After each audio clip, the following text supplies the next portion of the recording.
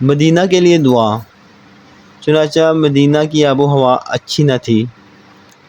یہاں طرح طرح کی وبائیں اور بیماریاں پھیلی رہتی تھیں، اس لیے کثرت سے مہاجرین بیمار ہونے لگے۔ حضرت ابوبکر صدیق رضی اللہ تعالیٰ عنہ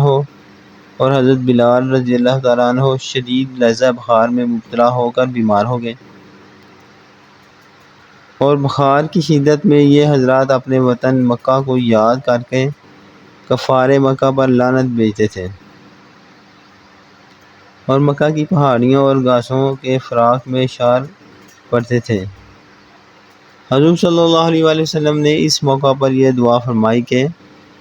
یا اللہ، ہمارے دلوں میں مدینہ کی ایسی محب محبت ڈال دے جیسی مکہ کی محبت ہے، بلکہ اس سے بھی زیادہ، اور مدینہ کی آب و ہوا کو صحت بخش بنا دے، اور مدینہ کے سا اور مد ناب تول کے برتنوں میں خیر و برکت عطا فرما، اور مدینہ کے بخار کو جفا کی طرف منتقل فرما دے۔